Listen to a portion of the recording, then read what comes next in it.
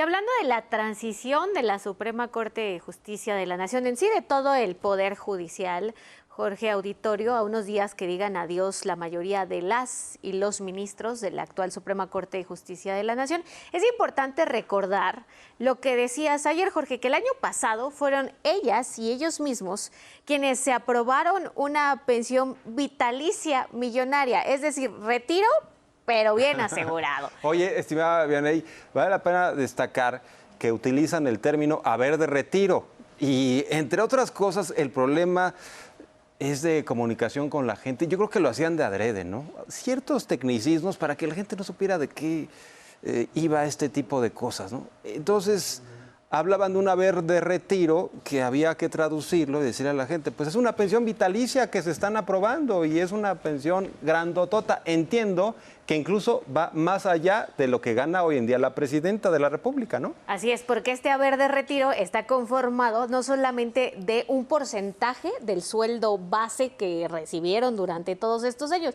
sino también incluso de, digamos, prestaciones, vacaciones y otros bonos que tenían las y los ministros que renunciaron y rechazaron a participar muy astutamente en la elección del Poder Judicial que acaba de ser el 1 de junio, pero a cambio van a recibir mensualmente un porcentaje equivalente al tiempo que llevaron en el cargo. Vamos a ver, de acuerdo al sueldo tabular, digamos el sueldo base de 297,400 pesos, este sería lo mínimo que van a cobrar mes con mes cada uno de los ministros y las ministras que accedieron o optaron por su haber de retiro. Veamos. El ministro Jorge Pardo Boyedo, quien llegó a la Suprema Corte en 2011, recibirá un 96% del sueldo base, equivalente a una pensión mensual de 285,500 pesos. A ver. Ojo. Estimada Vianey, ¿es en serio? Sueldo base, ¿eh? Sueldo, digámoslo, es el piso de abajo. A lo mejor, y públicamente podríamos hacerle el exhorto a los próximos ministros y ministras a que deliberen sobre esto. ¿No sería inconstitucional una pensión que va por encima del salario de la presidenta? Hace poco le preguntaron a la presidenta y dijo que netos recibe más o menos 150,000 pesos. 150,000. Entonces, ¿no sería inconstitucional tener una pensión por encima? Hay que recordar que el director del ISSSTE, Martí Batres, nos comentó en ese espacio en exclusiva que están revisando pensiones que están por encima del salario de la presidenta. Y entonces, que incluso rondaban los 200,000 pesos, ¿no? Pensiones que se gestionaron por debajo del agua y fuera de la ley. Pero, vamos, esto está fuera de la ley, no solamente en el haber de retiro. Lo fue durante toda la gestión y desde que se modificó la ley de servidores públicos. Ahora bien, permíteme tantito, adelante, porque ese es solamente un ejemplo.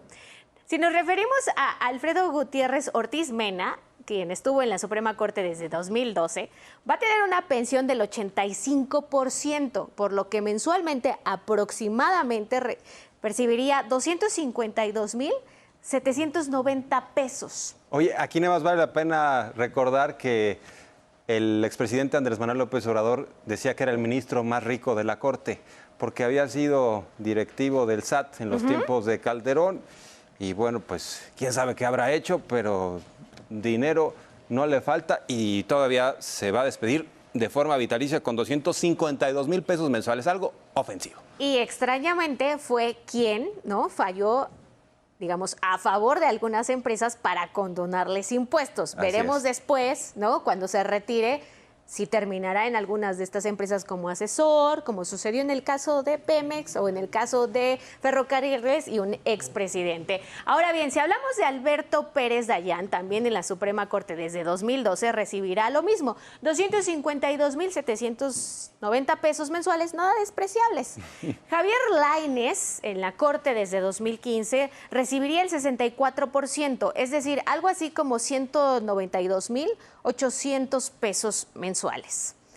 La ministra presidenta Norma Lucía Piña, también desde 2015 en la Corte, tendría una pensión de 192,800 pesos mensuales. Y Juan Luis González Alcántara, ministro desde 2018, recibiría el 44%, digamos que es el que menos tiempo tiene en el máximo tribunal, unos 132,790 pesos mensuales. Mientras que Ana Margarita Ríos Farjat, ministra de la Corte desde 2019, recibirá el 38%, cerca de 113,700 pesos. Pero como les decíamos, este es el tope mínimo de su pensión. El haber de retiro, esta figura extraña que tú comentabas, Jorge, se compone de estos sueldos bases, pero también contempla aguinaldo, seguros de vida, de gastos médicos mayores, pago por riesgo, prima vacacional, contar con 3 servidores públicos encomendados a cada uno, reembolso por compra de medicamentos, opción de compra de los vehículos que tenían asignados, etcétera, etcétera, etcétera.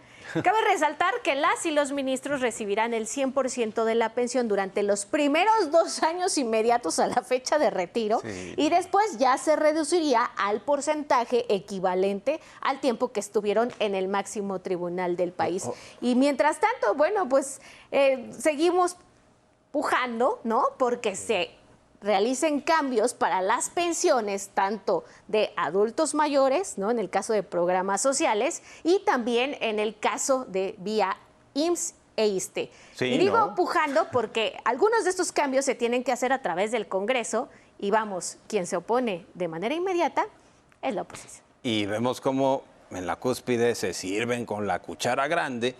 Y los conservadores son los mismos que dicen, no hay que aumentar el salario mínimo porque vas a generar inflación. Y mientras tanto, con estas pensiones que además van a ser a todas luces ofensivas, ¿en qué sentido? O sea, van a ganar más retirados estos ministros y ministras que los que estén en funciones trabajando, que los que sí decidieron enfrentarse a las urnas, que dijeron, vamos a hacer campaña y lo que diga la gente. Estos dijeron, no, mejor nos vamos. Ahora sí que con las maletas llenas. Yo creo que se van a ir de lado con tanto dinero que van a tener. Pero bueno, así están las cosas. Vamos a ver si en una de esas, y esa es una tarea para la próxima Corte, deliberan sobre todo esto y no determinan que es inconstitucional obtener algo más de lo que incluso marca la Constitución en lo que hace al sueldo de la presidencia. Por lo pronto, los aires de cambio, ¿no? De acuerdo con el ministro, quien va a ser el nuevo ministro presidente de la Corte, Hugo Aguilar, dijo, bueno, lo primero que se van a revisar son los sueldos, porque evidentemente no podemos percibir un sueldo de este tamaño. Y es que en esta cifra, ¿cuántas pensiones de un trabajador que realizó 30 años de labores en un empleo formal no cabe? En el caso del IMSS, lo han dicho, ¿no? Ahí está la cifra, creo que son 16,000 pesos mensuales en promedio lo que se obtiene de un trabajador inscrito ante el IMSS, o 20,000 pesos, por ahí está la cifra. Esto es ofensivo.